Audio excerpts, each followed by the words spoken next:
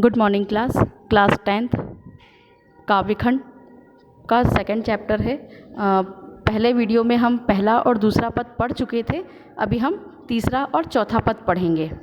तो तीसरा पद है, हमरो हरी हरील की लकड़ी, मनक्रम बचन नंद नंदन उर, यह दृढ़ करी पकरी, जागत सोवत स्वप्न दिसि निसि, कान कान जकरी, सुनत जोग लागत है ऐसो, ज्यों करवी ककरी, तू सु तो व्याधि हमको ले आए, देखी सुनी न करी, यह तो सुर तिन्हीं ले सौंपे, जिनके मन चकरी।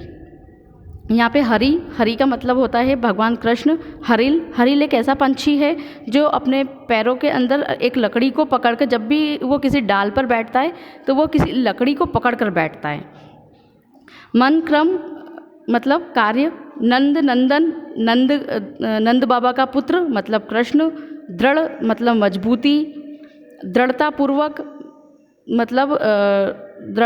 मतलब मजबूती के साथ, पकड़ी, दिवस निसी दिन रात, जग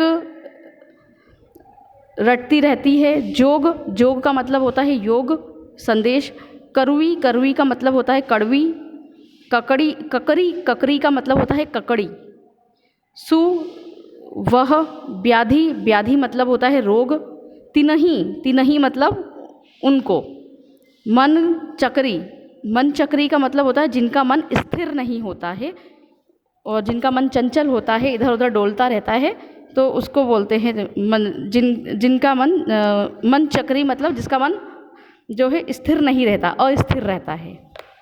अब इसका भावार्थ, गोपियाँ उद्धव से कहती हैं कि हमारे कृष्ण तो हमारे लिए हरिल पंछी की लकड़ी के समान हैं। जिस प्रकार हरिल पंछी अपने पैरों में दबाई लकड़ी को नहीं छोड़ता, उसी प्रकार हम भी कृष्ण के नाम को एकदम मजबूती से पकड़े हुए हैं और दृढ़तापूर्वक अपने हृदय में हमने कृष्ण के नाम को बसाया हुआ है। हम तो जागते सोते सपने में और दिन रात कान्हा का रटन करती रहती हैं। हमें तो जोग का नाम सुनते ही ऐसा लगता है, जोग मतलब योग का संदेश, जोग मतलब योग का संदेश, हमें तो योग का संदेश सुनते ही ऐसा लगता है जैसे किसी ने मुंह में कड़वी ककड़ी खिला दी हो। योग रूपी जिस बीमारी को तुम हमारे लिए लाए हो मतलब उद्धव लेकर गए हैं ना, योग रूपी जिस बीमारी को उद्धव तुम हमारे लिए लाए हो, उसे हमने न तो पहले कभी देखा है, न उसके बारे में कहीं सुना है।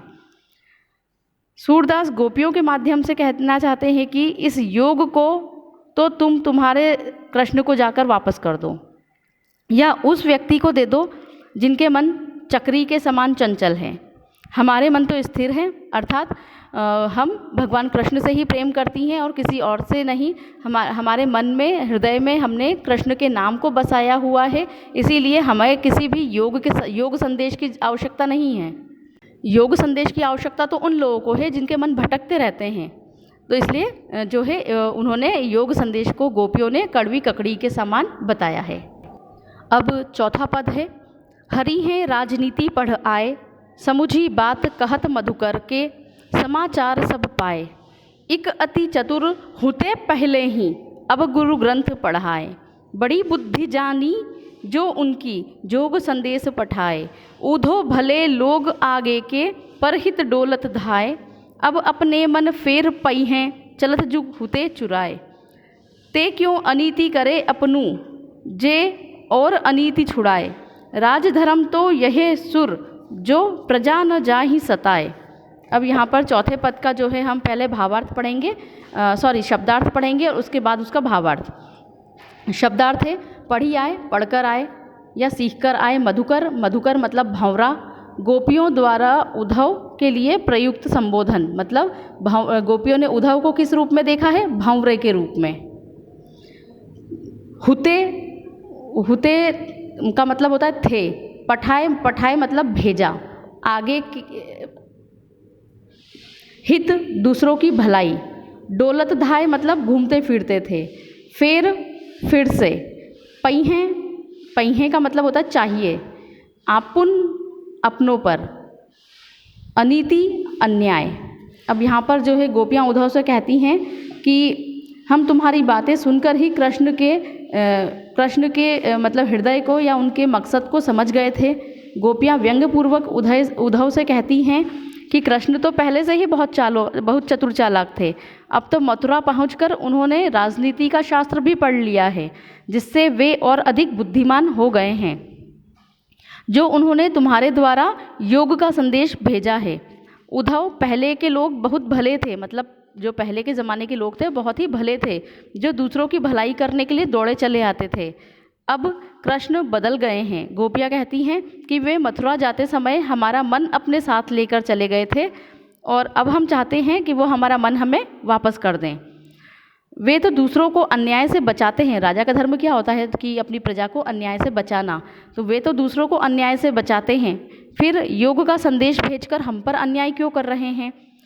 क्योंकि भगवान कृष्ण ने मथुरा जाते समय गोपियों से कहा था कि वो उनसे मिलने ज़रूर आएंगे, तो वो उसी की प्रतीक्षा में लगी हुई थी।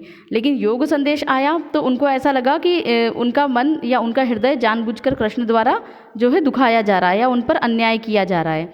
सूरदास के शब्दों में गोपियाँ कहती हैं, हे उद्धव, राजधर्म तो यही कहता है। राजा का धर्म क्या होता है? अपनी प्रजा की रक्षा करना और उसको हर अन्याय से बचाना। हे उद्धव, राजधर्म तो यही कहता है कि प्रजा के साथ अन्याय नहीं करना चाहिए, न ही उसे सताना चाहिए।